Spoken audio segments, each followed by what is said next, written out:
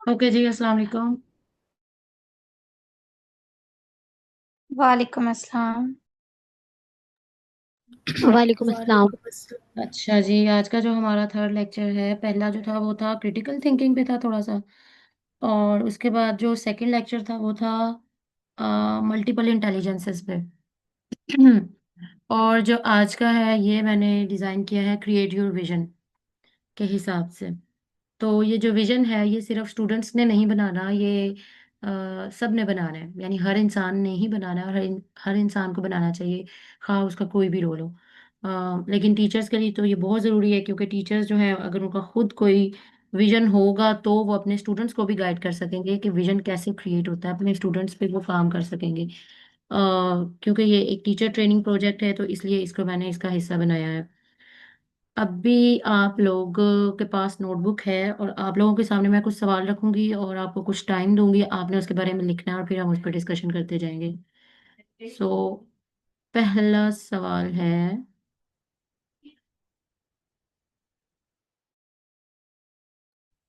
What do you think why human beings are existing on earth? आपके ख्याल में आप क्या समझते हैं? अभी तक के आपका नॉलेज जो है, जो भी आपको दीन ने दिया है, जो आपको सोसाइटी ने दिया है, जो आपका अपना एक्सपीरियंस है और जो आपकी नेचर और आपका दिल कहता है या आपका दिमाग कहता है या आपकी लॉजिक कहती है कि इंसान ज़मीन पर मौजूद ही क्यों है, उसको क्यों भेजा गया है, वो क्या कर रहा है, इंसान के बारे में आपने जवाब देना है। तो आप लोग इसको सोच लो 1-2 मिनट।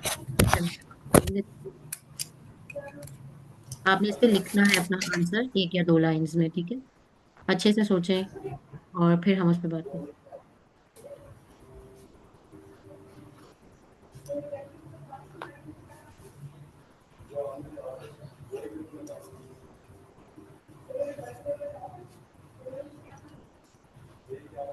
अच्छा, ये किसका जो है ना, माइक ओपन है, इसको प्लीज बंद करें।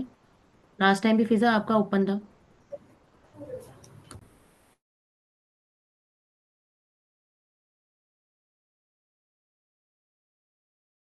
तो बाजला, ये सवाल आपके सामने आ रहा है कि आपके ख्याल में इंसान जो है वो दुनिया में मौजूद क्यों है, उनको क्यों भेजा गया है? सॉरी हम ना मैं थोड़ी सी डिस्कनेक्ट हो गई थी मीटिंग से। मुझे बताओ कि किस हवाले से बात की जा रही है।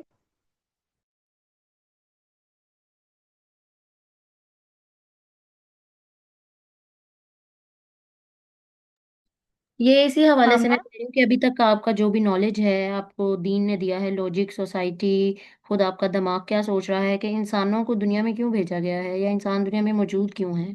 इतने सारे अरबों खरबों लोग इस दुनिया में मौजूद हैं और अल्लाह ताला ने इनको भेजा है और भेजते ही जा रहे हैं, लेके भी जा रहे हैं और आ भी रहे हैं। तो इसका क्या मकसद है आपके ख्याल में? आपकी लॉजिक, आपका दिमाग क्या कहता है? इसके बारे में आपने 1 या 2 लाइंस लिखनी है और फिर 1 मिनट बाद हम इसको डिस्कस करेंगे। अच्छा अभी लिख लें, ठीक है, अभी बोलना नहीं है। ओके।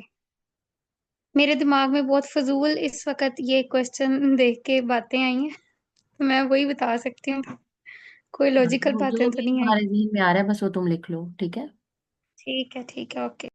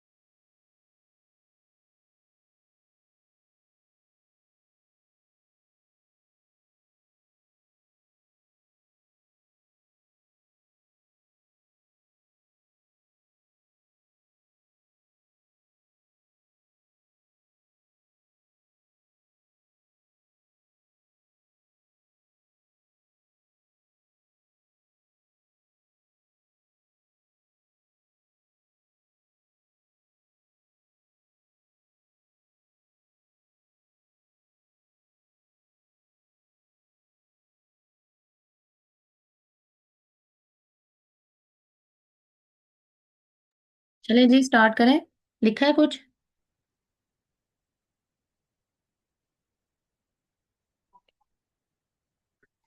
हाँ, कर लो स्टार्ट आप ना। चलें, बादला आप ही बताएं, आपने क्या लिखा है?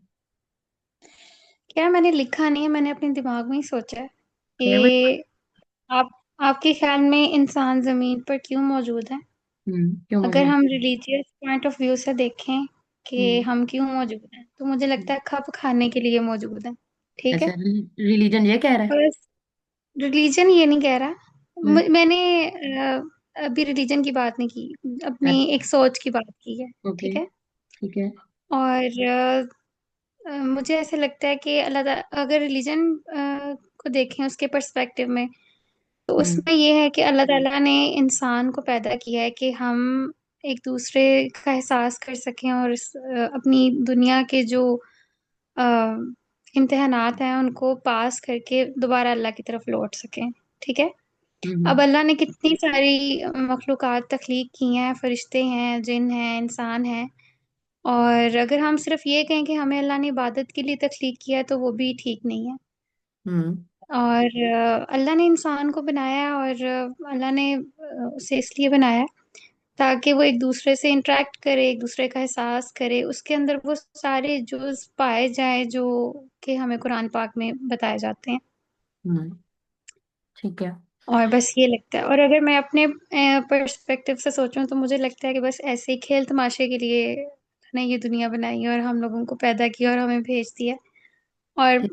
बस ज्यादा डीपली सोचो तो यही लगता है कि एक खेल है जिसको हम खेलते हैं। पैदा होते चलिए। हैं, बड़े हम्म। होते हैं, शादियां होती हैं, फिर हम वही वही रिपीटेड पैटर्न्स जो हैं वो हम अडॉप्ट करके उनको करते जा रहे हैं। That's hmm. इट, कुछ नया नहीं है उसमें।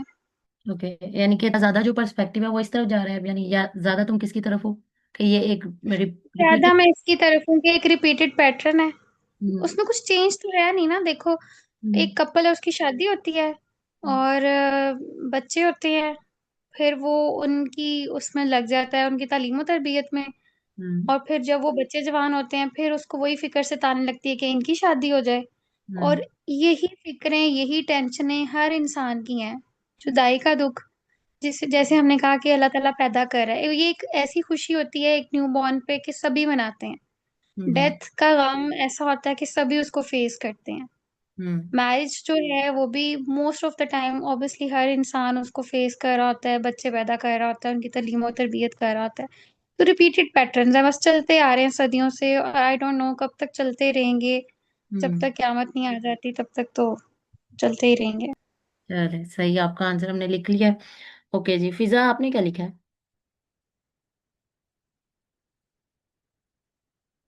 जल्दी से बताएं। जो बाजला ने बताया इसके अलावा कोई नई बात आपको लगता है तो बताएं।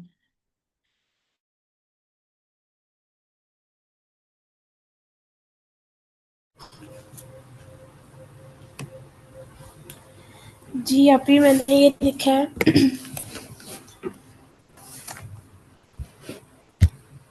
जी जी, बताएं, आप बोलना शुरू करें।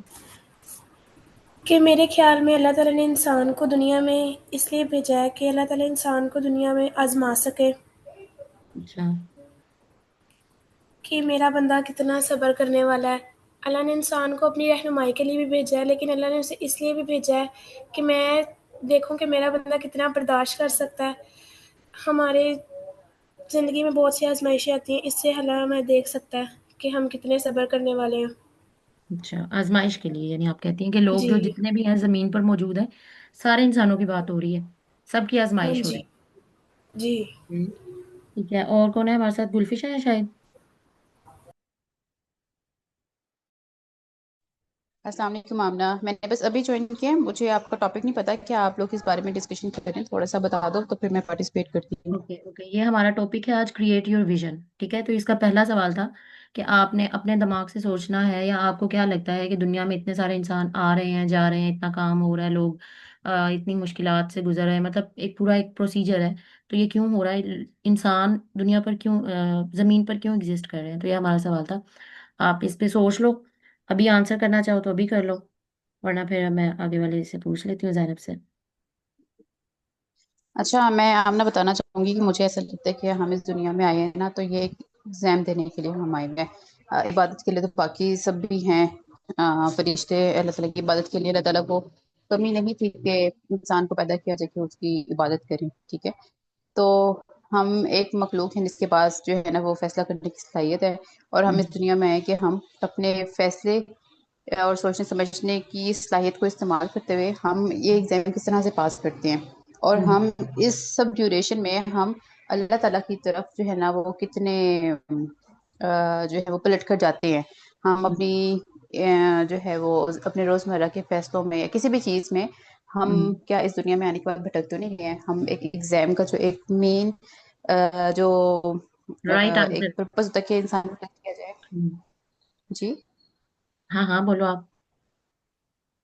तो वो जो एक एग्जाम का मेन पर्पस होता है कि अच्छा आप जो है ना वो किस क्राइटेरिया पे फॉल कर रहे हैं। तो मुझे लगता है कि हम इस दुनिया में इसलिए आए हैं कि हम टेस्ट किए जाएं कि हम जो है वो इस दुनिया में आने के बाद अल्लाह ताला को भूल तो नहीं गए। बेसिकली हम एक जो है ना वो मुस्तकिल एक आजमाइश में हैं और एक एग्जामिनेशन सेंटर में। Okay, right. और जैनब, आपका आंसर क्या है? अभी मैंने ये लिखा है कि जैनब, आपकी आवाज बहुत दूर से आ रही है, थोड़ा सा ऊंचा बोलो। अभी मैंने हम्म। ये लिखा है कि अल्लाह ताला ने हमें जमीन पर आजमाइश के लिए भेजा है। अल्लाह ताला ने हमें इसलिए भेजा है कि हम जो हैं वो अल्लाह ताला को जमीन पर आके भूल।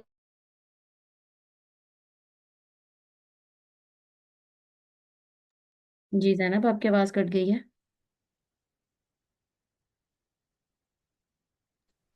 अभी अब आ रही है। जी जी, आ रही है। जैनब, अभी अल्लाह ताला ने हमें हम्म। जमीन पर इसलिए भेजा है कि हम यहाँ से जमीन पर रहते हैं। हम जमीन पर आने के बाद अल्लाह ताला को भूलते हैं कि ये आजमाइश ही है, और ये इसके बाद हम अल्लाह ताला के पास वापिस जाएंगे, और फिर हम अल्लाह ताला को जवाबदेह होंगे कि हमने जमीन पर क्या क्या किया है, किस तरह से हम दूसरों के साथ सलूक करते हैं। और बस यही सोचा था मैंने। ओके, राइट, चलें जी, ठीक है। अब मैं आपके इस आंसर को थोड़ा सा डिस्कस कर लेती हूँ। और आप में से ज्यादातर लोगों ने ये जो जवाब दिया है, इनफैक्ट बाजला ने भी पहला जो जवाब था उसके यानी दो पर्सपेक्टिव उसने बयान किए थे। तो सब आप में से सब लोग इस बात पर एग्री हैं कि ये दुनिया जो है ये एक इम्तिहानगाह है, या ये एक टेस्ट के लिए हमें एक समझ लो एग्जामिनेशन सेंटर में हम सब बैठे हुए हैं। हाँ, यहाँ तक तो सब लोग जो है वो एग्री हैं, बट मुझे कुछ और मजीद सवाल आप लोगों से करती हूँ। जैसे कि बादला ने ये भी बोला था कि ये दुनिया ऐसे लगती है जैसे कि रिपीटेड पैटर्न है, या फिर ये खेल तमाशा लगती है। और ये जो उसका एहसास है ये बहुत यानी नेचुरल है, बहुत यानी इंसान के जो अपने इर्द गिर्द चीज़ें देखता है तो उसको देख के उसके जहन में ये बात तो आती ही आती है। तो इसको खोलने के लिए हम थोड़ी सी ये बात करेंगे कि अगर आप लोग इस बात पे एग्री हो कि ये एक एग्जामिनेशन सेंटर है, लेकिन इस एग्जामिनेशन सेंटर की कुछ अलग खूबियाँ या खसूसियात हैं, या कुछ इसकी अलग से क्वालिटीज़ हैं, और ये किस तरह की आजमाइश है, या ये किस तरह का एग्जामिनेशन सेंटर है। फॉर एग्जांपल, पहला सवाल मैं आप लोगों से करने लगी हूँ, जवाब मुझे देंगी फिजा, ठीक है। क्योंकि हर सवाल का जवाब सबसे तो नहीं ले सकते हैं, लेकिन अभी क्योंकि ये बिल्कुल शॉर्ट क्वेश्चन आंसर है, तो इसको देखते हैं आगे। अच्छा, तो फिजा, आप मुझे ये बताएं कि आमतौर पे जब एग्जामिनेशन सेंटर में किसी को भेजा जाता है तो उससे पूछा जाता है ना कि आपने ये पेपर देना है या नहीं देना। तो क्या अल्लाह ताला ने हमसे पूछा है?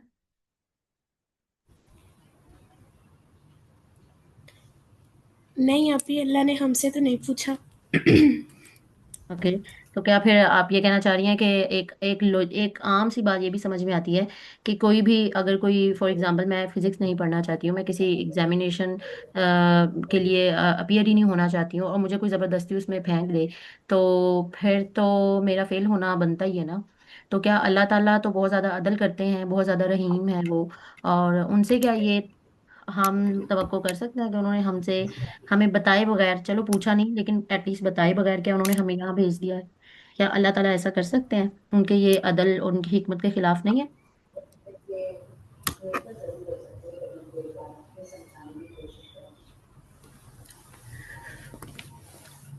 आपकी सोचने की बात है, लेकिन जी जी।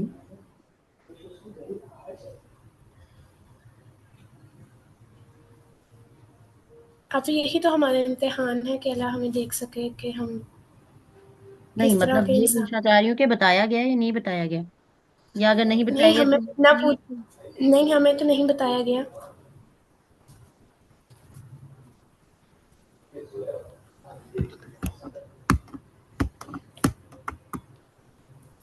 अच्छा तो अगर बताया ही नहीं गया तो फिर तो ये बात यहीं पे जो वो नहीं लगती, अनफेयर हो गई है बात कि बताया ही नहीं गया कि भाई मैं आपको एग्जामिनेशन सेंटर में डाल रहा हूँ।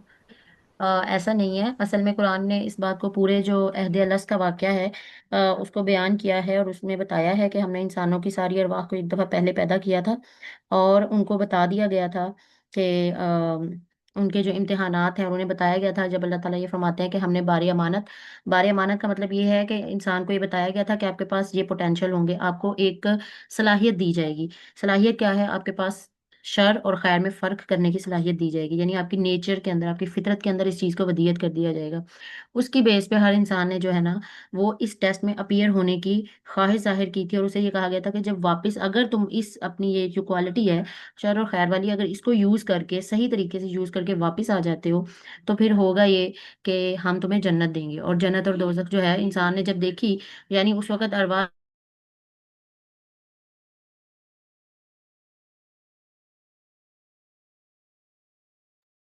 तो सब इंसानों को लगा कि ये तो इतनी मुश्किल बात नहीं है, जब इंसान के पास सही और गलत का शऊर उसके पास होता है तो वो आखिर क्यों ही भटकेगा। तो इस वजह से सारे इंसानों ने यानी कि इंसानों ने इसको एक्सेप्ट किया, और उन्होंने कहा कि ठीक है। लेकिन अल्लाह ताला ने उस अहद अलस की जो याद है वो हमारे जहनों से महव कर दी है। यानी अब हम उसको वैसे याद नहीं कर सकते कि हाँ कभी हम दोबारा जब दुनिया बनी थी तो तब हम एक दफ़ा अरवाह को पैदा किया गया था। उसकी वजह ये है कि दुनिया आजमाइश के लिए, और अगर वो चीज़ आपको याद ही रहेगी तो फिर वो जो आपकी इनर इनर जो वैलिडेशन है, जो आपकी फितरत कर रही होती है सही और गलत की तरफ, वो फिर नहीं हो पाएगी। ठीक है? तो ये जो आपको, क्योंकि ज़ाहिर सी बात है हम लोगों ने कुरान को उस तरह से पढ़ नहीं रखा, तो इसलिए ये हमारे जो बुनियादी सवालात हैं वो इस तरह से फिर वो अनसॉल्व्ड रहते हैं, या हमें लगता है कि अल्लाह ताला ने हमें बताया ही नहीं था। जबकि अल्लाह ताला से ज़्यादा अदल करने वाला हकीम जो है वो कोई नहीं हो सकता। ठीक है? तो ये तो हो गया पहले सवाल का जवाब। अब दूसरा सवाल जो है वो मैं कर रही हूँ बाज़ला से। बाज़ा, दूसरा सवाल ये है कि आमतौर पे जब एग्ज़ामिनेशन सेंटर में सब लोगों को भेजा जाता है, तो उन सब के अ सब्जेक्ट सेम होता है, यानी समझ लो कि सबके सवाल सेम होते हैं, ठीक है? और फिर उसको उन्होंने पास करना होता है। लेकिन आपको नहीं लगता कि यहाँ दुनिया के अंदर बहुत ज़्यादा सब्जेक्टिव चीज़ें हैं? आई मीन किसी के पास पैसे बहुत ज़्यादा हैं, किसी के पास बिल्कुल ही नहीं है। एक तबकाती निज़ाम है, इसके अलावा कोई लोग बहुत ज़्यादा खूबसूरत हैं, किसी को खूबसूरती का मार्जिन दिया गया है, किसी को फेम का, किसी को जो है वो बीमारी में पैदा कर दिया गया है। तो दुनिया में बहुत से लोग हैं कि उनके साथ ज़ुल्म होता है, लेकिन वो अपने ज़ुल्म को के खिलाफ आवाज़ उठाएँ तो मज़ीद उन पर ज़ुल्म हो जाता है। तो इस तरह से अगर हम देखते हैं तो हमें लगता है कि दुनिया के अंदर सब लोगों को एक जैसा सवाल दिया ही नहीं गया है। तो क्या ये अनफेयरनेस नहीं है? अच्छा, हम ना अगर तो हम रिलीजन के पर्सपेक्टिव से देखें, क्योंकि हम बात ही रिलीजन पे कर रहे हैं। आप रिलीजन के और पर्सपेक्टिव से ना देखें बाज़ला, आप सिर्फ फ़िलहाल इसको ये सोचें कि इस सवाल का जवाब क्या बनता है, ठीक है? ऑब्वियसली रिलीजन अगर तो हम इसको ऑटोमेटिकली वैसे हमारी देखें। ज़िंदगी में आ ही जाता है, ठीक है? क्योंकि रिलीजन के बगैर दुनिया और आखिरत, ऐसे समझ लो कि दुनिया उसकी एक पिक्चर है और आखिरत उसकी दूसरी, यानी दोनों पजल है, तो वो एक दूसरे के बगैर हम्म, कंप्लीट नहीं होते। रिलीजन खुद ब बिल्कुल। खुद अच्छा, आएगा, मैं फिलहाल अपने मैं जवाब दो अपने दिमाग से सोच दो कर देना है। पर्सपेक्टिव में बात करूंगी, एक रिलीजन के पॉइंट ऑफ व्यू से और एक वैसे। अगर हम कुरान पाक में देखें तो अल्लाह ताला तो कहता है कि मैंने इंसान को बेहतरीन तख्लीक बनाया, और मैंने अदल और इंसाफ के साथ उसको पैदा किया है, और जिसको जितना दिया है उसको उसके मुताबिक दिया है, और जो चीज़ें हैं लाइक कि मैं किसी इंसान पे उसकी बर्दाश्त से ज्यादा बोझ नहीं डालता। अच्छा, खैर, अब हम दूसरे पर्सपेक्टिव से अगर बात करें तो वाकई ये बात अनफेयर लगती है। जैसे आपने कहा कि बहुत सारे लोग हैं जो जिनको अल्लाह ने दौलत दी है, कुछ लोगों को इज्जत दी है, खूबसूरती दी है, शोहरत दी है, हर किसी का क्वेश्चनियर भी डिफरेंट है, ठीक है। लेकिन मुझे ऐसा लगता है कि कहीं किसी पॉइंट पे आके हर इंसान वही जायके चखता है, हर इंसान चखता है। बहुत सारी चीजें हैं। अब हमारी हम अपने इर्द गिर्द देखें तो हमारे आसपास कितने लोग हैं जो एबनॉर्मल होंगे या कुछ ऐसे होंगे जो ब्लाइंड्स होंगे या डेफ एंड डम्ब्स होंगे या जिनके अज़ा मुकम्मल नहीं होंगे। ज्यादातर हमारा इंटरेक्शन उन लोगों के साथ होता है जो हमारे जैसे होते हैं। हमारे फीचर्स एक जैसे हैं। अल्लाह ताला ने हमें आंखें दी हैं, नाक दिया है, होंठ दिया है, सब कुछ दिया है। उनकी थोड़ी सी तरतीब मुख्तलिफ हो सकती है, साख्त जिसे कहते हैं वो डिफरेंट हो सकती है। हमारे स्ट्रगल्स, हमारी परेशानियां, हमारी खुशियां तकरीबन तकरीबन एक जैसी मुझे लगती हैं। जैसे मैंने आपको पहले भी कहा कि हम किसी न्यूबॉर्न के पैदा होने पे खुशी मनाते हैं, कोई हमारा इस दुनिया से चला जाए उसकी हमें तकलीफ होती है, जुदाई पे हमें तकलीफ ही होती है, हम खुशी तो नहीं मनाते। और हर इंसान एक प्रोसेस से गुजरता है। तो बहुत सारी चीजें एक जैसी भी हैं और कुछ जगहों पे लगता है कि अनफेयर भी हैं। तो मिक्स ओपिनियन है। Okay, right. ओके, और गुलफिशन, आपसे मेरा ये सवाल है कि जब हम किसी रिजल्ट में अपीयर होते हैं तो उसके लिए हमें कोई कंटेंट दिया जाता है कि आपने इससे तैयारी करनी है, ठीक है। और कुछ टूल्स होते हैं जिससे हमने उसको पेपर को हल करना होता है। फॉर एग्जांपल, हमारे पास पेन होता है, और यहाँ पे इस दुनिया में हमारे पास क्या कंटेंट है और क्या हमारे पास टूल्स है। ये जो आजमाइश आप कह रहे हैं, आप लोग सब इस बात पे एग्री हैं कि दुनिया एक आजमाइश है। तो हम अ, ना इसमें ना हमारे पास ना वसाइल होते हैं जो हमने खुद तलाश करने होते हैं। मतलब कि हमें जैसे हरकत में बरकत है, ठीक है, तो वो हमें वो हरकत वो कोशिश करनी होती है। कभी हमें जो है वो दुआओं के जरिए, कभी अपने अमल के जरिए। मुख्तलिफ तरीके होते हैं। अल्लाह ताला ने अगर हमारे लिए कोई आजमाइश रखी होती है ना, तो उसके बाद हमारे लिए कहीं राहत भी रखी हुई होती है। तो हमें उस राहत तक पहुंचने के लिए ना उस आजमाइश से गुजरना पड़ता है, हाथ पाँव मारने पड़ते हैं, ठीक है। मुख्तलिफ तरीकों से कोशिश करनी पड़ती है। अगर बिलफर्ज अगर किसी के लिए उसका रोजगार जो है वो आजमाइश बनी हुई है, तो उसने क्या करना है कि उसने उसकी तलाश करनी है, उसके लिए कोशिश करनी है, अपने हाथ पाँव मारना है, अपने इधर उधर जो है वो लोगों से राब्ते रखने हैं। हाँ, अब उसमें उसने क्या चीज़ों का ख्याल रखना है कि अच्छा उसने जो है ना वो हलाल हराम का भी साथ फर्क रखना है। उसके साथ अपने रवैये का भी फर्क रखना है कि अच्छा मैं जो है वो मेरा बुरा रवैया ना हो जाए, या उसमें जो है वो लोगों को तकलीफ भी ना दे। मतलब मुख्तलिफ चीज़ें इसके अंदर ना। तो इसमें ये है कि हमें लाइक कंटेंट दे दिया है, अब हमने उसको तलाश कैसे करना है। अगर बिल फर्ज कोई इंसान हम्म। बीमार है, तो देखें बीमार के साथ ना उसके इलाज भी बता दिया कि इसका ये इलाज है, ठीक है। इलाज के लिए क्या होगी, आपको उसके लिए कंसिस्टेंसी चाहिए होगी कि आप जो है ना वो अपना लाइफस्टाइल भी चेंज करें, आप अपना अपने हैबिट्स भी चेंज करें, आप जो है ना वो दवाइयाँ भी प्रॉपरली लें, ताकि आप उसे रिलीफ मिल सके आपको। ऐसा नहीं कि एक बीमारी आ गई है और हमें उसके बारे में कुछ पता ही नहीं है। बेसिक बात होती है कि हमने उसको डायग्नोज करना है, डायग्नोज करने के लिए हमने उसको क्योर करना है। उसके लिए हमें जो भी एफर्ट करनी है, सेम हमारा इस दुनिया में यही है कि हम यहाँ पे कुछ भी कर रहे हैं, हर चीज़ आजमाइश है। और बेसिक हमारी कोशिश है, हमारी नियत है कि हम किस चीज़ के लिए कितनी कोशिश करें, हमारी नियत कैसी है, हमारा अमल क्या है।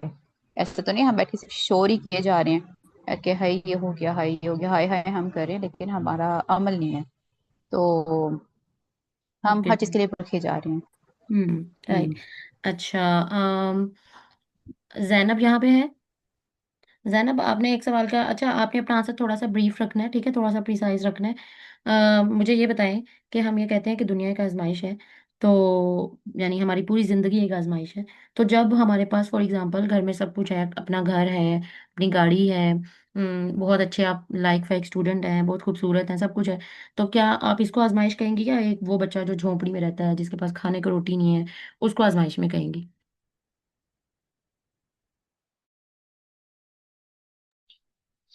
अभी आजमाइश में तो उसे ही कहेंगे जो एक बच्चा झोंपड़ी में रहता है, उसके पास खाने पीने के लिए कुछ नहीं है। अ- आजमाइश में तो वही हुआ ना फिर। ओके, राइट, चलो सही हो गया। अच्छा, मैंने सबसे पहले फिजा से क्या सवाल पूछा था, अच्छा उसको उस पे मैंने कमेंट कर दिया था। उसके बाद बाजला ने जो ये बात की थी कि हाँ, सब अनफेयरनेस जो है वो नजर आती है, और उसने कहा था कि एक मेरा मिक्स पर्सपेक्टिव बनता है इस चीज को देखकर। मैं आप लोगों को अब इस पे एक नया समझ लो पहलू दिखाना चाह रही हूँ। वो ये है कि फॉर एग्जांपल, एक क्लासरूम के अंदर बैठे हुए जितने भी स्टूडेंट्स होते हैं ना, सबको सबका जो मेंटल कैलिबर होता है वो एक जैसा नहीं होता, ठीक है। लेकिन हम इंसानों की मजबूरी ये है कि जब हम अपना एक एग्जामिनेशन सेंटर या एक पेपर बना रहे होते हैं, तो उसमें हम सब बच्चों के लिए अलग अलग, यानी पहली तो हमारे पास ये एक समझ लो कि हडल होती है कि हमें ये पता ही नहीं होता कि हर जो स्टूडेंट है उसका कैलिबर कितना है। हम उसके लिए 100 and 1000% हम उसके लिए सही फैसला नहीं कर सकते हैं, क्योंकि हमें उसकी अंदर उसके पर्सपेक्टिव, उसका घर के हालात, उसकी हर चीज़, उसे कहाँ पैदा किया, ये सब हमें मुकम्मल तौर पे पता ही नहीं होता कि वो कितनी तैयारी कर सकता है, वो कितना टाइम दे सकता है, उसको भूल जाती हैं चीज़ें, उसको कोई बीमारी है, कुछ भी है, ठीक है। तो बहुत सी चीज़ें हमारी नज़रों से ओझल रहती हैं। इस वजह से एक जो एक एग्जामिनेशन सेंटर की जब हम एग्जाम्पल देते हैं, तो एक जो टीचर होता है जब वो पेपर बनाता है तो वो सबके लिए अलग अलग नहीं बनाता, बल्कि वो एक ही बनाता है सबके लिए, ठीक है। लेकिन अल्लाह ताला क्योंकि अल्लामुल गुयूब है, यानी कि वो उन चीज़ों का इल्म रखते हैं जो कि यानी कि बारीक भी ना, बहुत ज़्यादा हर हर चीज़ का इल्म उनके पास है हर इंसान के बारे में, क्योंकि उन्होंने क्रिएट किया है। उन्होंने इंसान को क्रिएट किया, उन्होंने आमना को भेजा है, उसको क्रिएट किया, उसको कुछ पोटेंशियल दिया, उसको करेज दिया, उसको पेशेंस दिया है, उसको एक खास दौर में पैदा किया, उसको खास लोगों के दरमियान पैदा किया है, उसके सिबलिंग्स, उसके पेरेंट्स, सबको अल्लाह ताला ने सेलेक्ट किया है। उसके पोटेंशियल्स, वो उस हालात के अंदर रह के कैसे काम कर सकती थी, उसके मुताबिक अल्लाह ताला ने उसका पूरा पेपर डिजाइन किया, राइट। इस तरह से बाजला को, उसका पेपर अल्लाह ताला ने उस तरह से डिजाइन किया है। तो इसको हम अल्लाह ताला की अनफेयरनेस नहीं कहते हैं, बल्कि फेयरनेस कहते हैं कि वो अपने हर हर बंदे के पोटेंशियल जो उसको अता करता है, जो उसको मार्जिन्स देता है, उसके अकॉर्डिंग ही उसके जो है वो इम्तिहान को भी वो यानी उसके पेपर को भी उसी लिहाज से अल्लाह ताला जो है वो डिजाइन करते हैं। तो ये तो एक एग्जामिनर की खूबी हो गई कि उसने सब के लिए उसके अकॉर्डिंग जो है वो पेपर रेडी किया है, ना कि उसकी खामी हुई, ठीक है। तो बाजला, आपको ये पॉइंट थोड़ा सा क्लियर हो गया? हाँ जी, हो गया। Okay, right. उसके बाद जो मैंने आपसे सवाल किया था गुलफिशा, वो मैंने कहा था कि क्या अल्लाह ताला ने हमें कोई कंटेंट भी दिया है, तो आपने कहा कि जी हाँ, वो कंटेंट जो है वो रिसोर्सेज है। उसमें आपका जो जवाब है वो कुछ करीब करीब है, लेकिन इसमें एक दो चीज़ें मुझे लगता है कि वो मज़ीद क्लैरिफाई होनी चाहिए। उसमें एक चीज़ ये है कि जो कंटेंट है हमें दिया गया, इसका मैंने जिक्र भी किया था कि वो कंटेंट बेसिकली हमें हमारा जो है शर और खैर की जो वो है ना, डिफ्रेंशिएट करने की सलाहियत, ये एक कंटेंट है कि अगर कोई बाहर से मुझे नहीं भी बता रहा, मिसाल के तौर पे कुरान मुझे बाहर से नहीं भी बता रहा कि चोरी करना बुरी बात है, लेकिन मैं अपने अंदर से ही बात जानती हूँ, ठीक है।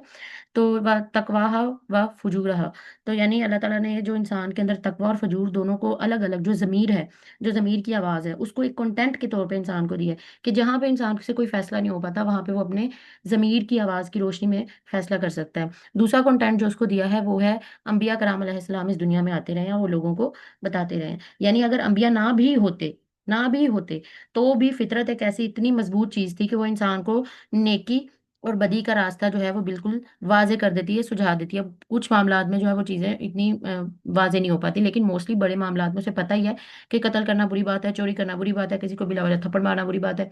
ये ऐसा इसलिए इंसान मानता है कि जब उसके साथ खुद वही होता है, वही जुल्म उसके साथ होता है, तो वो चिल्ला उठता है, ठीक है।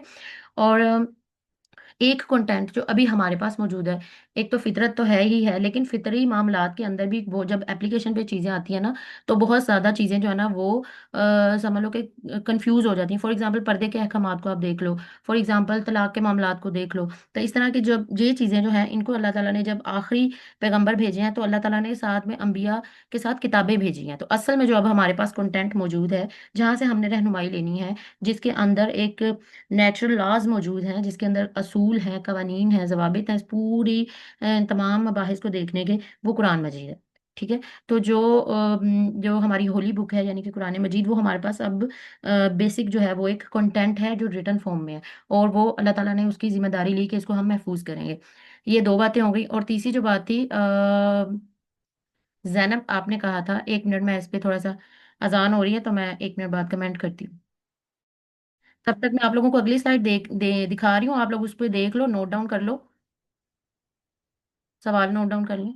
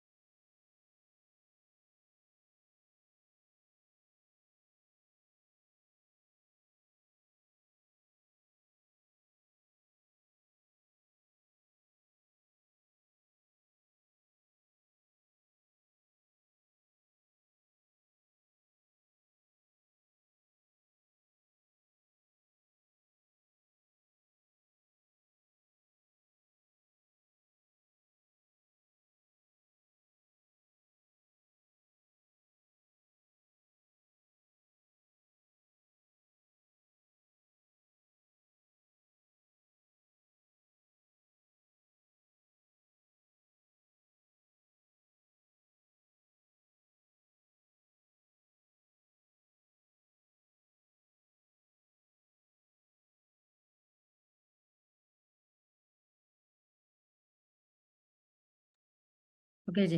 अच्छा, तो अब जो है मैं कमेंट करने लगी हूँ जैनब की आंसर पे। जैनब, मैंने आपसे पूछा कि एक इंसान जो कि फॉर एग्जांपल एक बच्चा बिल्कुल सेहतमंद पैदा हुआ है, और एक बच्चा हुआ है जो पैदा ही हुआ है तो उसको थैलेसीमिया है, वो पैदा ही हुआ है तो उसको कैंसर है, वो पैदा ही हुआ है तो उसे हीमोफीलिया, उसे कोई बहुत ही मूजी किस्म की बीमारी है, किसी को स्किन की बीमारी है, जैसे बहुत से कोरोना की बीमारी समझ लो, बहुत से लोग बच गए और बहुत से लोग मर गए। तो कहने का मतलब ये है कि आपने कहा कि आजमाइश तो फिर उसी के लिए है ना कि जो मुश्किल में है, ठीक है। लेकिन इस पे एक एतराज होता है, फॉर एग्जांपल मैं ये एतराज उठा देती हूँ या बाजला ये एतराज उठाती हैं कि अभी तो आपने ये कहा था कि अल्लाह ताला बहुत आदिल है और बहुत हकीम है और वो किसी के भी साथ नाइंसाफी नहीं करते। तो अब ये क्या बात हुई कि जब दुनिया में भेजा ही है तो कुछ लोगों को बीमार पैदा कर दिया है और कुछ को जो है वो बिल्कुल सेहतमंद पैदा कर दिया, किसी को अमीर बना दिया, किसी को गरीब बना दिया। तो ये तो फिर आजमाइश, तो इसका मतलब है कि आजमाइश तो फिर असल में उस बंदे की हुई ना। तो जबकि एक हमारा पर्सपेक्टिव जो सबसे पहला आंसर था वो यही था कि आजमाइश सबके लिए है।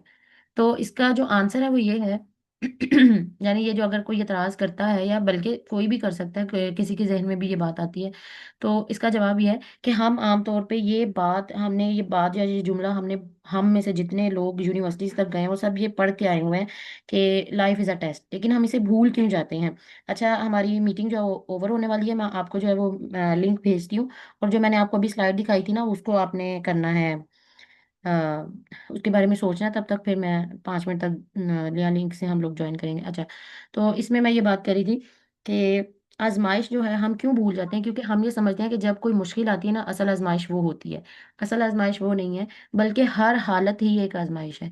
जो लोग अमीर हैं इस वक्त वो भी आजमाइश की हालत में हैं, और जो लोग इस वक्त गरीब गुरबा है वो भी आजमाइश की हालत में हैं। अमीरों की यानी कि ये आजमाइश है शुक्र की, ठीक है, और ये कि वो अल्लाह के जो बंदे हैं उनके साथ कितना अच्छा बिहेव अब करेंगे। और गरीबों की आजमाइश ये है कि वो इस गुर्बत में रहते हुए भी हलाल और हराम में कितनी तमीज करते हैं, किस तरह से वो बिहेवियर अपना रखते हैं। ऐसा तो नहीं कि वो चोर बन गए, ऐसा तो नहीं वो डाकू बन गए, वो कह रहे हैं कि हमारे ऊपर भी तो जुल्म हो रहा है, हम भी ये जुल्म करने में, अब दूसरों पर जुल्म करने में हम भी हक बजानिब है। सो ये जो पॉइंट ऑफ व्यू होता है, ये जो है हमें एक तरह से समझो कंफ्यूज कर देता है कि हम समझते हैं कि हम सिर्फ तब भी आजमाइश में होते हैं जब अल्लाह ताला हम पर कोई मुश्किल डालते हैं, हालांकि आजमाइश जो है वो दोनों तरह से हो रही होती है।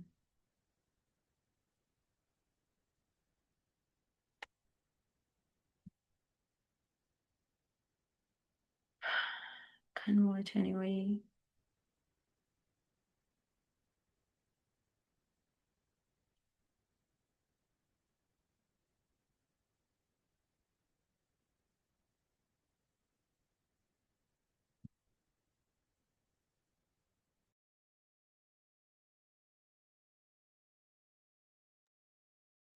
ओके जी, तो हम लोग जो है अपना सेकंड पार्ट कर रहे हैं अब। तो हम लोग इस पे ये बात कर रहे थे कि जो आजमाइश है ना, वो आमतौर पे इंसान ये समझ रहा होता है कि सिर्फ तभी मेरे पे आजमाइश होती है जब मैं कोई मुश्किल में आता हूँ, लेकिन असल में तो जब इंसान के पास आसानी होती है ना तब भी वो आजमाइश में ही होता है। यही वो वजह है जिसकी वजह से हम, जब हम पर मुश्किलात आती हैं तब तो हम लोग ये कहते हैं कि हम पर आजमाइश आ गई है, बड़ी मुश्किलात आ गई हैं। लेकिन जब हम लोग आसानी में होते हैं तो तब हम लोग इस चीज़ को बिल्कुल फरामोश कर देते हैं और अपनी मन मर्जियाँ जो है वो करते हैं, या फिर अल्लाह ताला से बिल्कुल कट जाते हैं। सो अल्लाह ताला ने अगर किसी को, मिसाल के तौर पे किसी को अमीर पैदा किया है, किसी को खूबसूरत, किसी को पॉजिटिव चीज़ें समझ लें ज़िंदगी में ज़्यादा दी हैं, तो इसका मतलब ये है कि उस पर शुक्र की आजमाइश है, उसने शुक्र करना है, उसने उस कंडीशन के अंदर रहते हुए देखना है कि अब मेरे लिए सही रवैया क्या है, मुझे कौन से प्रिंसिपल पे खड़ा होना है, मुझे कैसे किस चीज़ को फॉलो करना है।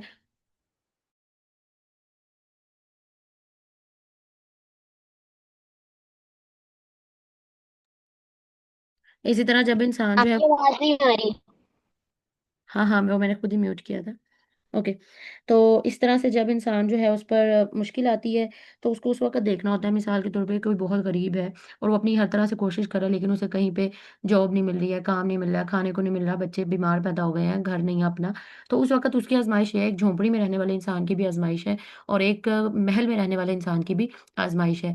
लेकिन ज़्यादातर जो लोग तंगियों में होते हैं तब तो वो कॉन्शियस हो जाते हैं कि हम आजमाइश में आ गए हैं या हमें इस पे अपने रवैये को ठीक रखना है। लेकिन जब इंसान के पास दौलत होती है, जब शोहरत होती है, तो उस वक्त वो ज़्यादातर अल्लाह ताला को इग्नोर कर देते हैं, या नॉर्मली जो प्रिंसिपल्स होते हैं उनको इग्नोर करके तो बस बिल्कुल ही एक आज़ादाना और बागियाना ज़िंदगी गुजारने लगते हैं।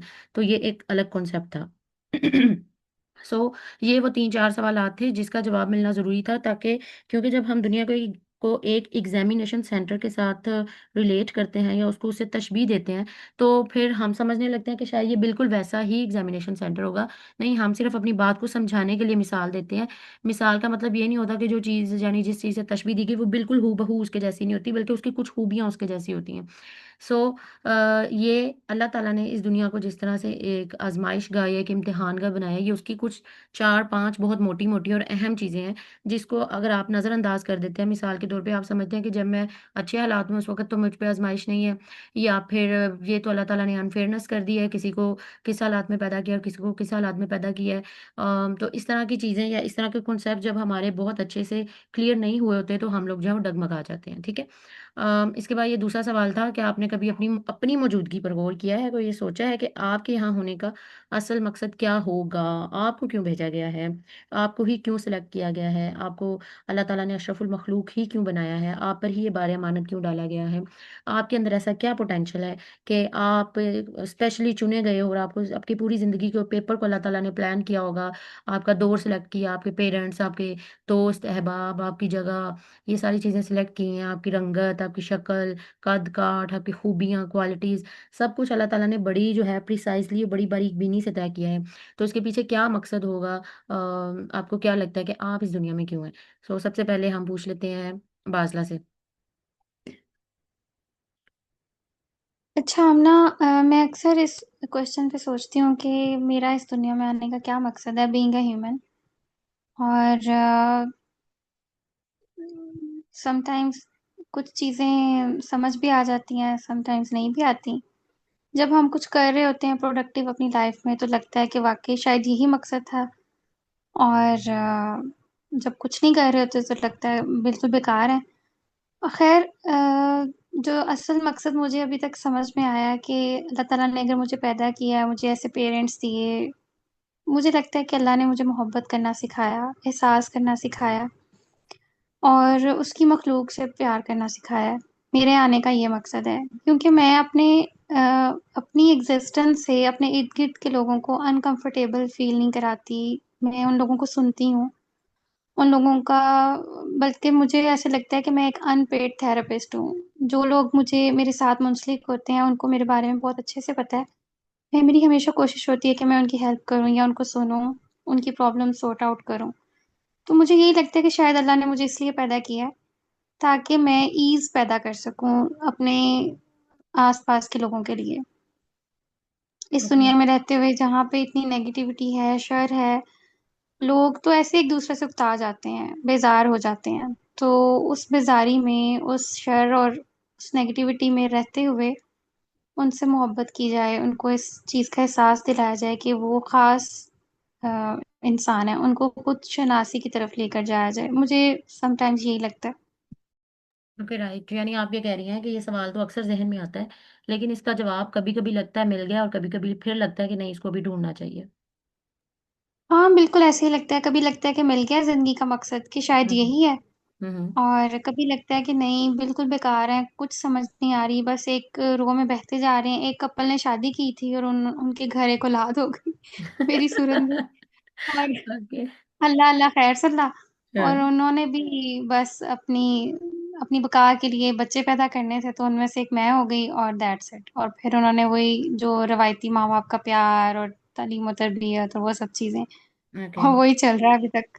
ओके, ये है। राइट। चलो सही है। अच्छा, ज़ैनब आपको क्या लगता है और फ़िज़ा आपको क्या लगता है? बारी-बारी बताएँ। पहले ज़ैनब बता दें।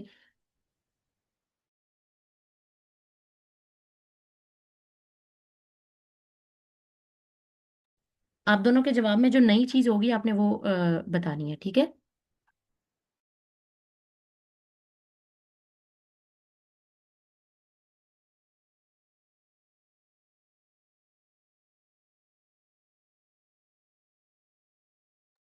मेरे ख़्याल से ज़ैनब नहीं बोल पा रही, तो फ़िज़ा आप बोलो।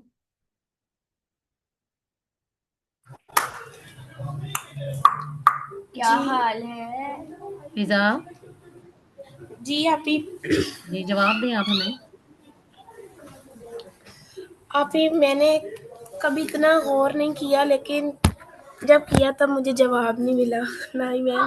ना ही मुझे मालूम हुआ कि मेरा असल मकसद क्या है। Okay, right. लेकिन दुनिया में इस अल्लाह ने हमें पैदा किया, मैंने आके इधर सब्र करना सीखा और बस यही सोचा कि जिस तरह बाकी लोग जी रहे हैं मैंने भी बस इसी तरह ही जीना और एक दिन अल्लाह के पास वापस चले जाना।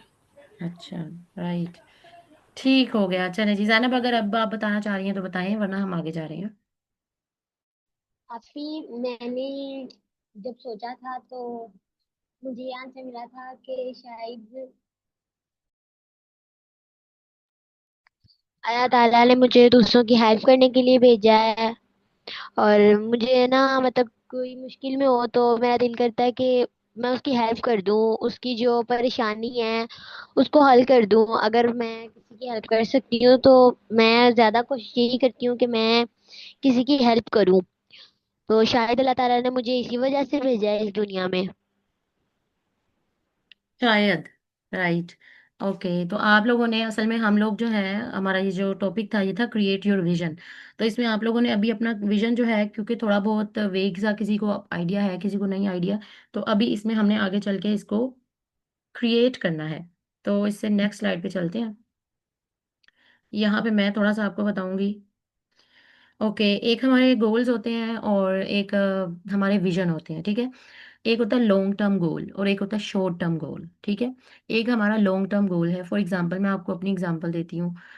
लॉन्ग टर्म गोल का मतलब ये है कि बहुत सालों के बाद या आफ्टर डेथ मैं क्या चाहती हूँ, ठीक है। और एक है शॉर्ट टर्म गोल, ठीक है, कि मैं चाहती हूँ कि आज से 10 साल बाद मैं यहाँ पे आऊँ, मेरे पास ये चीज़ें हों, ठीक है। और या आज से 15 साल बाद मैं ये कर लूँ, या आज से 20 साल बाद मैं ये कर लूँ, ठीक है। तो इसको बोलते हैं long term goals versus short term goal. बाज़ औक़ात हम लोग अपना जो लॉन्ग टर्म गोल होता है, यानी हमारा long term goal, for example हमारा लॉन्ग टर्म गोल ये है कि हम लोगों को दुनिया में आजमाइश के लिए भेजा गया है। हर सिचुएशन ही एक आजमाइश है। आपको अच्छे लोग ज़िंदगी में मिले हैं, वो भी आजमाइश थी। आपके पेरेंट्स, आपके बहन भाई, जो भी जिन्होंने आपकी मदद की, वो भी आपके लिए आजमाइश थे। और जिन्होंने आपको हर्ट किया, वो भी आपके लिए आजमाइश है। दोनों तरह के लोग, दोनों तरह की कंडीशन ये याद रखें, ठीक है। तो हम लोग क्या कर रहे होते हैं कि बाज़ औक़ात जो सिर्फ हमारी करीब करीब की चीज़ें होती हैं ना, हमारा सारा फोकस उस पे हो जाता है। फॉर एग्जांपल मैं आज से 10 साल बाद अपने आप को यहाँ पे देखना चाहती हूँ कि मैं एक जो है ना, बहुत ज़्यादा मेरे पास इल्म हो और तकवा हो और अमल हो, ठीक है। तो मेरा शॉर्ट टर्म गोल अभी तक ये है। और लॉन्ग टर्म गोल मेरा ये है कि हम अपना तज़किया करें, ज़्यादा से ज़्यादा लर्निंग हो, हम ज़्यादा से ज़्यादा चीज़ों को उनकी बुनियाद से पकड़ के समझें, और मरने के बाद जो है वो मैं जन्नत की हकदार हूँ, ठीक है, ताकि मैं अपनी ज़िंदगी को इस तरह से गुजारूँ। तो ये मेरा एक लॉन्ग टर्म गोल है।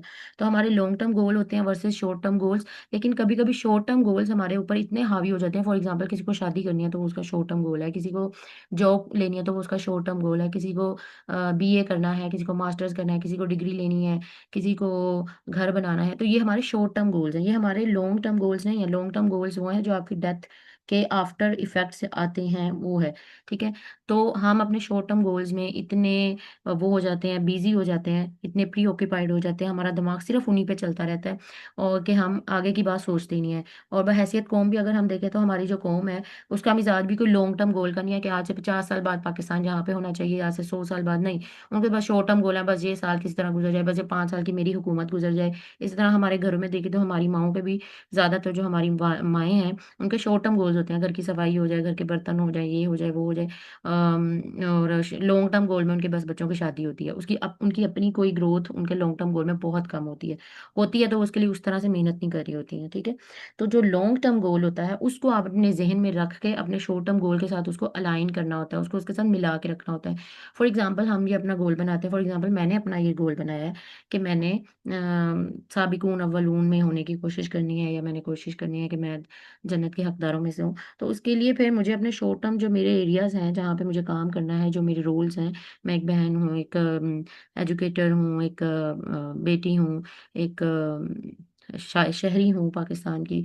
तो इस तरह से जो मेरे जितने भी रोल्स बनते हैं वो सब सबके अंदर मुझे उस चीज़ को, उस लेंस को, उस फेथ को लेकर आना पड़ेगा। अदरवाइज मैं वो ये जो छोटे छोटे मेरे स्टेप्स हैं, यानी बेबी स्टेप्स जो हैं, अगर यही गलत हो जाएंगे तो मैं अपने लॉन्ग टर्म गोल तक कभी नहीं पहुंच सकती हूँ, ठीक है। तो इस तरह से हमारे लॉन्ग टर्म गोल्स होते हैं वर्सेस शॉर्ट टर्म गोल्स। तो हम लोग जो है वो ज़्यादा फोकस अपने शॉर्ट टर्म गोल्स पे रखते हैं, जो कि हमने रखना ज़रूर है, क्योंकि वो एक बेबी स्टेप ही आपको आगे आगे आगे आगे लेके जाता है। अचानक से तो आप अगले स्टेप पे नहीं पहुंच सकते ना। लेकिन आपके विजन के अंदर या आपके दिमाग के अंदर ये चीज़ होनी चाहिए कि अच्छा मैंने अचीव ये करना है, मैंने ये अचीव करना है। यहाँ पे मैंने एक सवाल पूछा है, way you want to reach after 10 years और आफ्टर डेथ। ओके, आप 10 साल के बाद अपने आप को कहाँ देखते हैं ये बताएं, और आफ्टर डेथ आप क्या चाहते हैं कि आप कहाँ पे हो। आफ्टर डेथ को तो अभी रहने दो, उसके लिए आगे एक सवाल मजीद है, लेकिन ये बताएं कि आफ्टर 10 years आप लोग खुद को कहाँ देखना चाहते हैं, आपके पास क्या चीज़ें होनी चाहिए, जॉब होनी चाहिए, क्या क्या, ये कुछ बताएं अपने बारे में। मैं बताऊं अपना? हाँ जी, हाँ जी, बताएं आप। हेलो। जी अच्छा। हम्म। अच्छा, मैं ये चाहती हूँ 10 इयर्स में मैं अपने आप को कहाँ देखती हूँ। मैं देखती हूँ कि मैं एक पीएचडी स्कॉलर हूँ। ठीक है। ओके। और क्योंकि मेरा सब्जेक्ट है सोशल इश्यूज वाला, मीडिया से रिलेटेड है, और हम इस पे सोशल रिसर्च करते हैं, तो मैं एक अच्छी बेस्ट सोशल रिसर्चर बनूं। ओके। उन इश्यूज पे काम करूं जिन पे हम बहुत कम बात करते हैं, और बिल्कुल उन्हें हम इतनी इम्पोर्टेंस ही नहीं देते। ठीक है। हम्म। और एक रिनाउंड रिसर्चर और राइटर बनूं, मेरा ये लॉन्ग टर्म प्लान है। और साथ में मेरे 2 बच्चे हों, और मेरा एक घर हो खूबसूरत सा। ये 10 साल के अंदर और अंदर। मेरा एक लविंग सा हस्बैंड। विद इन 10 इयर्स मेरा ये गोल है कि मेरे 2 बच्चे स्कूल गोइंग होने चाहिए। और मेरा हस्बैंड और मैं एक बड़ी अच्छी स्ट्रॉन्ग किस्म की बिजनेस वुमेन हूँ। मुझे हम्म। अपने इमोशंस पे कंट्रोल हो। मजीद मैं चाहती हूँ कि मेरी मतलब उसमें बेहतरी हो, और मैं अपने इर्द गिर्द मजीद पॉजिटिविटी जो है उसको लेके आ सकूँ। एक अच्छी रिनाउंड पर्सनैलिटी के तौर पे मैं खुद को देखती हूँ कि जिससे यंग लड़कियां इंस्पिरेशंस ले सकें। वो मेरी स्टोरीज सुने तो उनको इंस्पिरेशन हो, मोटिवेट हो, वो कभी गिव अप ना करें अपनी लाइफ में। और वो हमेशा मुश्किल से मुश्किल हालात में भी उस रास्ते को तरजीह दें जो मुश्किल हो, लेकिन उनकी बेहतरी के लिए हो, ना कि वो गिव अप करके कोने में बैठ के रोने लग जाएं और दूसरों को ब्लेम करने लग जाएं कि हमारे साथ ऐसा क्यों हुआ। तो मैं एक ऐसी इंसान खुद को देखती हूँ आफ्टर 10 इयर्स, इंशाल्लाह इंशाल्लाह। ओके राइट, चलें जी, अब हमें जैनब बताएं, 10 साल बाद जैनब अपने आप को कहाँ देखना चाहती है, देखना चाहती हो। वहां पे हम पहुंचेंगे या नहीं पहुंचेंगे, देखो ये तो किसी को नहीं मालूम। फॉर एग्जाम्पल बाजला ने जिस तरह से अपने गोल्स बताए हैं, तो ये तो एफर्ट्स हैं, या इंसान की ख्वाहिश है, या वो कोशिश है कि वो एक वेल नोन रिसर्चर बनना चाहती है, तो जाहिर है वो उसके लिए पीएचडी भी करेंगी, उसके लिए वो जो भी वसाइल हैं उनका इस्तेमाल करेंगी। लेकिन फिर भी क्या वो बन पाती हैं या नहीं बन पाती हैं, ये कोई नहीं जानता। 10 साल बाद क्या हो जाए ये कोई नहीं जानता, ठीक है। लेकिन आप खुद को देखना कहाँ चाहते हैं 10 साल बाद जी, जैनब।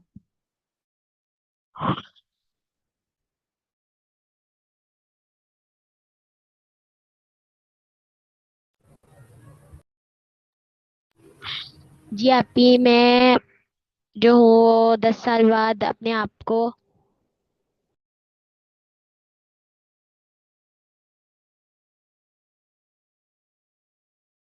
आवाज नहीं आ रही आपकी।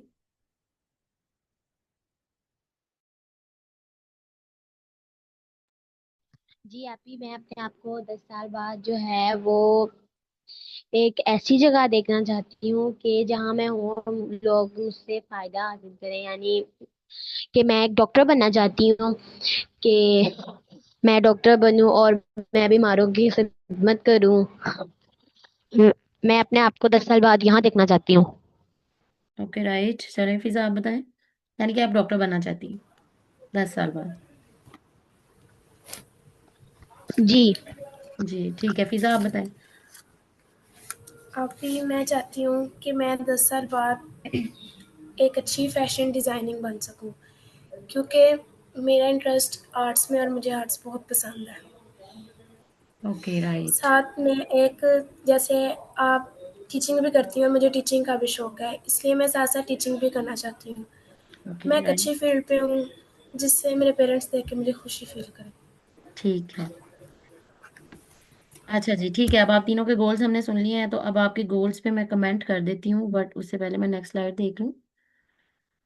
हाँ ठीक है, ये वही सेम ही थी। अच्छा, तो लॉन्ग टर्म गोल और शॉर्ट टर्म गोल्स आप तीनों ने जो भी बनाए हैं, एक डॉक्टर बनना चाहती है, एक फैशन डिजाइनर बनना चाहती है, और एक जो है वो एक फैमिली ओरिएंटेड पर्सनालिटी और सोशली वेल नोन जो है रिसर्चर बनना चाहती है। तो आप लोगों ने गौर किया है कि आप लोगों के ये जो गोल्स हैं, ये एक तरह के ये टेंजिबल गोल्स हैं, या ये फिजिकल हैं, या ये ऐसे गोल्स हैं कि ये दिखाए जा सकते हैं। इसके अंदर आपने कोई आ, बहुत ज़्यादा वैल्यूज़ को ऐड नहीं किया है। कि आप में से कोई ये किसी ने चीज़ों को ऐड किया है, उसके साथ ऐड किया, लेकिन बेसिक जो गोल्स हैं वो अपनी ज़िंदगी की जो बुनियादी ज़रूरियात हैं या चीज़ें हैं उनको रखा है। तो इससे मुतल्लिक एक दो चीज़ें मैं बस कमेंट कर दूं कि ये चीज़ें जो होती हैं ना, ये बाज़ औक़ात इंसान बहुत मेहनत करता है तो उसे वो चीज़ें मिल जाती हैं, लेकिन बाज़ औक़ात वो डिग्री भी ले लेता है, सब कुछ कर लेता है, लेकिन वो ये चीज़ें नहीं मिल पाती हैं। तो ये थोड़ा सा फ़र्क होता है गोल के अंदर और विजन के अंदर। गोल जो होता है वो एक ऐसी चीज़ होती है जो कि आपको दुनिया के अंदर चाहिए, या आपके ज़रूरियात हैं, या आप 10 साल 10 साल 10 साल का प्लान बनाते जाते हो। और विज़न जो होता है वो उससे भी एक बड़ी चीज़ होती है, वो एक आपका पूरा मकसद होता है, जिसने आपके सारे गोल्स को घेरा हुआ होता है, ठीक है? फॉर एग्ज़ाम्पल हमारा अगर ये गोल है कि हमने एक बेहतर अच्छा इंसान बनना है, हमने लोगों की ज़िंदगी के अंदर अच्छे से कंट्रीब्यूट करना है, तो उसमें जो शॉर्ट गोल्स होंगे मेरे, फॉर एग्ज़ाम्पल वो ये होंगे कि आज से 10 साल बाद मैं पहले तो खुद इल्म हासिल करूँ, अपने आप को पहले से बेहतर करूँ, फिर उसके बाद जो है अगले 10 साल में मैं मज़ीद कुछ चीज़ें जो हैं वो अपने स्टूडेंट्स के साथ शेयर कर सकूँ, और उसके बाद फिर मैं कोई बुक वगैरह लिख सकूँ, ठीक है? तो इस तरह से ये मेरे छोटे-छोटे गोल्स हैं, लेकिन मेरा ओवरऑल विज़न जो है वो यही है कि अपना तज़किया किया जाए, अपने आप को बेहतर इंसान बनाया जाए, ठीक है? तो ये जो हमारे शॉर्ट टर्म गोल्स होते हैं ना, ये होते ज़रूर हैं, इन पे फ़ोकस भी करना चाहिए, लेकिन इनको इतना ज़्यादा नहीं बढ़ा लेना चाहिए, अपने सर पे सवार नहीं करना चाहिए कि अगर ये नहीं होते ज़िंदगी में तो इंसान जो है वो कहे कि मैं टोटल एक फेलियर हूँ। ऐसा नहीं होता, क्योंकि आप लोग सिर्फ़ कोशिश कर सकते हो, कोशिश का आगे नतीजा क्या निकलेगा ये आप नहीं जानते हैं, ये कोई भी नहीं जानता, ठीक है? तो इस चीज़ को आप सब ने अपने ज़हन में रखना है कि आपने भले अपने गोल्स बना लिए, अपनी डायरीज़ में लिख के लगा लिए, इधर लगा लिए, उधर लगा लिए, उसके लिए मेहनत भी करें, कोशिश भी करें। लेकिन आपने देखा ना कि एक किसान होता है, वो एक फसल के अंदर बीज डालता है, फिर ज़मीन को नरम करता है, फिर उसके अंदर खादें डालता है, वक़्त पे पानी देता है, हर वक़्त परेशान रहता है, कहीं बारिश ज़्यादा ना हो जाए, कहीं कम ना हो जाए। वो अपनी पूरी कोशिश कर रहा होता है, लेकिन नतीजा किसके हाथ में होता है? अल्लाह ताला के हाथ में, उसके हाथ में नहीं होता। जब भी उसकी प्रोडक्शन, जब पैदावार के लिए उसने एक आरज़ू करनी होती है या ख़्वाहिश करनी होती है या वक़्त करीब आता है, तो वो ज़्यादा से आपकी ज़्यादा आवाज करता नहीं है। आ रही आपकी। जब भी क्यों नहीं आ रही आवाज़? अच्छा चलें, अभी आ रही है आवाज़? आवाज़ आ रही है मेरी?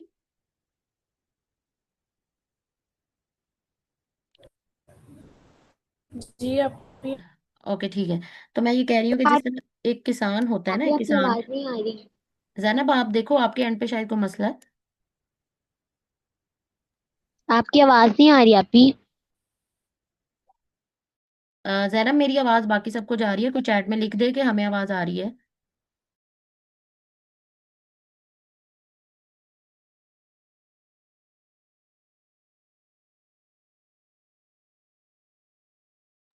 ओके, तो मैं आप लोगों को एग्जांपल दे रही थी एक फार्मर की, एक किसान की, कि जिस तरह से वो एक बीज बोता है, एक दरख्त का ख्याल रखता है, सब कुछ कर रहा होता है, लेकिन एंड पे वो जो अपनी दुआओं के लिए या अपनी प्रोडक्शन जो भी उसकी पैदावार आनी होती है, तो उसके लिए वो अल्लाह ताला से ही से दुआ करता है। तो हम लोग भी अपनी कोशिश भी पूरी करते हैं, हम लोग अपना बेस्ट भी देते हैं, हम अपने रवैयों को भी अच्छा रखते हैं। हम जो सिचुएशन आती है उसमें जो बेस्ट ऑप्शन होती है एक इंसान की, एक खुदा के लेंस से दुनिया को देखने वाले इंसान की, उसके अकॉर्डिंग करते हैं। लेकिन बाज़ औक़ात हमें नतीजा बुरा मिलता है, बाज़ औक़ात नतीजा वो आता ही नहीं है, और बाज़ औक़ात ज़िंदगी बिल्कुल किसी और डायरेक्शन में चली जाती है। सो इन सारी चीज़ों को देख के आप लोगों ने फिर डिसहार्ट नहीं होना है, राइट? और जो आपकी नज़र है वो आपने रखनी है अपने लॉन्ग टर्म विज़न पे, कि अच्छा ठीक है, अगर ज़िंदगी में ये चीज़ हासिल नहीं तो अब मैं दोबारा से अपने लॉन्ग टर्म विज़न के लिए काम करती हूँ और एक नया गोल सेट करती हूँ, ठीक है? ओके, अब यहाँ पे एक एक्सरसाइज़ है छोटी-सी, इस पे आप लोगों ने 4 से 5 मिनट सोचना है, और मैं आपको बता देती हूँ कि इसमें करना क्या है। इसमें करना ये है कि फ़र्ज़ करें, एक्सरसाइज़ ये है कि फ़र्ज़ करें आप फ़ौत हो गए हैं, ठीक है? और आपकी जो रूह है वो अ, लोगों के दरमियान मौजूद है। फ़र्ज़ कर लो तीसरा दिन है, चौथा दिन जो कुल होते हैं तब, ठीक है? और आप देख रहे हो कि वहाँ पे आपके काफ़ी सारे फ्रेंड्स भी होंगे, वहाँ पे आपके पेरेंट्स भी, फ़र्ज़ करें वहाँ पे आपके पेरेंट्स भी हैं, आपकी फ्रेंड्स भी हैं, आपके कोलीग्स भी हैं, आपको जो लोग जानते थे एज़ अ रिसर्चर वो भी हैं, और अगर एक माँ हैं तो आपके बच्चे भी हैं, और अगर एक बेटी हैं तो आपके पेरेंट्स भी हैं, आपका स्पाउस भी हैं, तो यानी कि बहुत सारे लोग, ठीक है? तो आप क्या चाहती हैं? ये नहीं, मैं ये बात नहीं कह रही कि वो क्या लोग क्या कहेंगे। आप क्या चाहती हैं कि जब आप फ़ौत हो जाएँ, तो लोग आपको किस किस क्वालिटी, आपकी कौन सी क्वालिटीज जो है, 3-4 क्वालिटीज जो आप चाहते हैं कि लोग ये कहें कि हाँ वो बहुत इस तरह और इस तरह की बंदी थी, या इस तरह का इंसान थी वो। तो वो जो क्वालिटीज हैं वो आपने राइट डाउन करनी है। ठीक है, जो आप चाहते हैं कि लोग आपके बारे में मेंशन करें, हो सकता है लोग ना करें, और आपने ये भी नहीं सोचना कि लोगों के पॉइंट ऑफ व्यू से कि लोगों को क्या क्या अच्छा लगेगा। आप खुद क्या चाहती हैं कि मैं कैसी क्या अपना इम्पैक्ट छोड़ के जाऊं कि लोग मेरे बारे में ये 3, 4, 5, 6, 10 जो वर्ड्स हैं या ये जो क्वालिटीज हैं वो इसको लिखें। आपने इसको क्वालिटी या खूबी की शक्ल में लिखना है। या वैसे भी आप लिखना चाहें तो वैसे मैं इसको क्वालिटी पे ज़्यादा करूंगी। फॉर एग्जाम्पल, आप में से कोई ये लिखता है कि लोग याद करें कि बहुत अच्छी डॉक्टर थी। ठीक है, तो फिर डॉक्टर, अच्छी डॉक्टर क्या होती है उस पर हमें बात करनी पड़ेगी। बहरहाल आप जो भी चाहते हो आप लोग उस पर लिखो 2 मिनट। 2 मिनट आप लोग इस पे लिख लें, और उसके बाद हम इस पे डिस्कशन करके हम यहीं पे अपना लेक्चर ख़त्म कर देंगे। आप लोगों ने चैट में एक मैसेज लिख के मुझे देना है, क्योंकि अभी ये हमारा जो टॉपिक चल रहा है क्रिएट योर विजन, ये करीबन करीबन 21 से 22 स्लाइड्स थी, और हम अभी छठी पर हैं, यानी आज छठी पे हैं, क्योंकि ये काफ़ी लॉन्ग प्रोसेस है। अगर आप लोग ये चाहते हैं कि हम नेक्स्ट जो है इसकी क्लास रखें, कंटिन्यू करें, तो फिर मैं इसको कंटिन्यू करूँगी। वरना मेरी जो टीचर्स के साथ बात हुई थी वो यही हुई थी कि मैं 3 लेक्चर्स आप लोगों के साथ करना चाहती हूँ एटलीस्ट। ठीक है, तो अगर आप लोग विलिंग होगे तो हम इस पे आगे काम कर लेंगे, क्योंकि इसमें अब यहाँ से हम शुरू करेंगे आहिस्ता आहिस्ता आहिस्ता आहिस्ता आगे आगे जाने के, एक एक स्टेप करके। ठीक है, आप लोगों ने एक ये मैसेज लिखना है, और साथ में इस सवाल का जवाब, और 2 मिनट बाद मैं आ रही हूँ।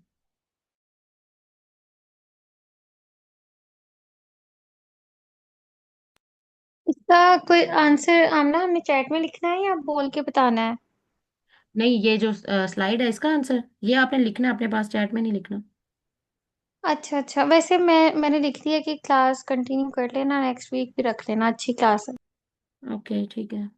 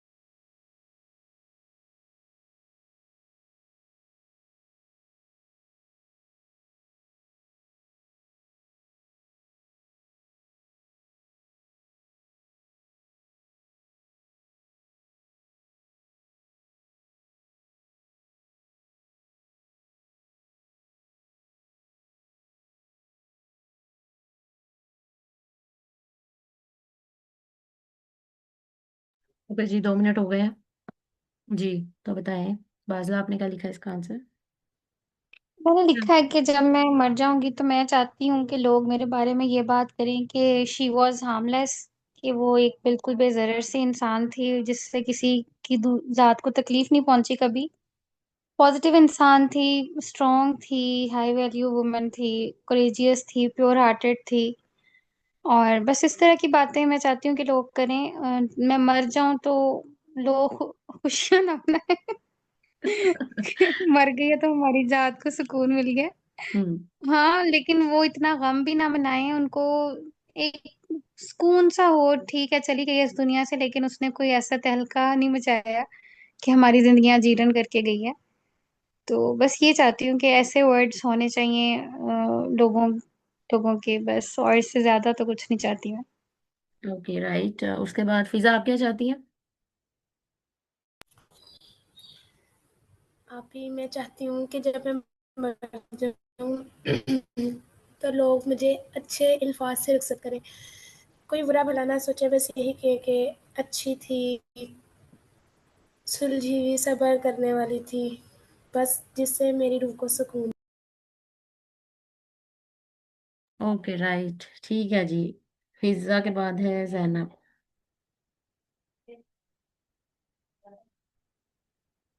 जी जैनब। जी आपी, मैं ये चाहती हूँ कि जब मैं मर जाऊँ तो लोग ये ना कहें कि ये बहुत बुरी थी, लोग यही कहें कि अच्छी थी, यानी कि तो बुरा भला नहीं कहती थी, अच्छी थी, सब्र करती थी, यानी बस लोग इतना ही कहें, बुरा भला ना कहें लोग, बस मैं यही चाहती हूँ। अच्छा ठीक है, चले सही है। अब मैं इस पे थोड़ा सा कमेंट कर देती हूँ। इसमें जैसे कि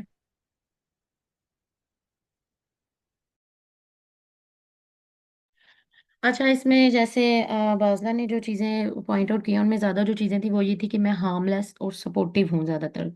और जो फिज़ा ने एक जो वर्ड यूज़ किया है वो है सब्र वाली, पेशेंट। पेशेंट और जो है पेशेंट, सो मुझ में। और क्या था, जैनब ने क्या बोला था, लोग मुझे बस बुरा भला ना कहें। ओके ठीक है। तो असल में ये जो आपसे एक्सरसाइज करवाई है, ये इसलिए करवाई है थोड़ी सी, कि आपको ये पता चले कि आपने आप खुद पे काम कहाँ करना है, कौन सी क्वालिटीज हैं जो आप चाहते हैं। फॉर एग्जांपल कोई सब्र वाला बनना चाहते हैं तो उसे पता होना चाहिए कि सब्र क्या चीज़ है, ठीक है। कोई जो है ये हार्मलेस बनना, यानी ये जो एक तो वैसे तो जो आपने अभी एक बिलीफ या एक क्वालिटी की बात की है ना, कि आप जो है वो बिल्कुल दूसरों के लिए हार्मलेस हों, तो इसमें ये इस तरह से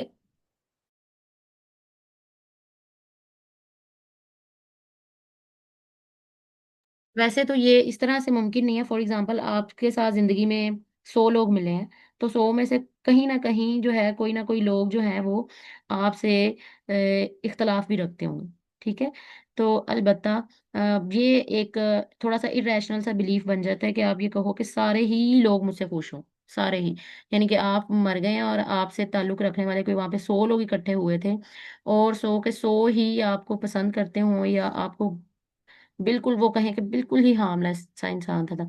तो बिल्कुल हार्मलेस इंसान बनने की अगर आप कोशिश करना भी शुरू करेंगी ना, तो इसमें आपको बहुत ज़्यादा नाकामी हो जाएगी। उसकी वजह ये है कि ये पॉसिबल नहीं है कि आप अपनी ज़िंदगी में अगर 20 लोग हैं एक साथ, तो घर के अगर 20 अफराद भी हो ना, तो उनको भी आप एक साथ खुश नहीं रख सकते हैं। क्योंकि आप अच्छी रोटी तो बना सकते हैं, ठीक है, आप गोल रोटी बनाएं, बारीक रोटी बनाएं, सारा कुछ कर लें, लेकिन आप किसी से ज़बरदस्ती तारीफ नहीं करवा सकते, ठीक है। तो हो सकता है आप अपने पॉइंट ऑफ व्यू से किसी के लिए हार्मलेस हो, लेकिन उसके लिए ना हो, ठीक है। वो अपने हिसाब से आपको हार्म वाला ही समझ रहा हो। सो ये थोड़ा सा इरेशनल सा बिलीफ था। और बाकी ये कि कोई भी मुझे बुरा भला ना कहे, हाँ ये भी, इस पे भी मैं यही कमेंट करना चाहूंगी कि बेटा ऐसे होता नहीं है कि कोई भी आपको बुरा भला ना कहे। हमने बुरा भला ना कहने की बात नहीं की थी, हमने ये सवाल किया था कि आप अपने अंदर कौन सी क्वालिटी पैदा करना चाहती हैं। तो अगर आप अपने अंदर ये क्वालिटी पैदा करना चाहती है कि सारे ही मुझसे खुश रहें, कोई भी मुझे बुरा भला ना कहे, तो ये आप कभी भी अचीव नहीं कर पाएंगी। इसलिए आपने दोबारा इस पे सोचना है। और जैसे सब्र वाली कहा है, तो इसमें सब्र की डेफिनेशन आपके लिए जानना बहुत ज़रूरी है। सिर्फ चीज़ों को बर्दाश्त करना ही सब्र होता है, या सब्र के इससे भी बड़े कोई मानी हैं जो आपकी पूरी ज़िंदगी पर अहाता करें। लोग किसी को भी इतनी जल्दी सब्र वाला नहीं कहते, और सब्र वाले का होने का ये भी मतलब नहीं है कि आप हर चीज़ पे गिव अप करते जाओ, गिव अप करते जाओ, ठीक है। सो ये कुछ चीज़ें थी जो मैंने आप लोगों के साथ शेयर करनी थी आपके इस पे ये जो एक्सरसाइज हुई है, ठीक है। तो फिर अब हम मिलेंगे नेक्स्ट टाइम। अल्लाह हाफिज़। Okay.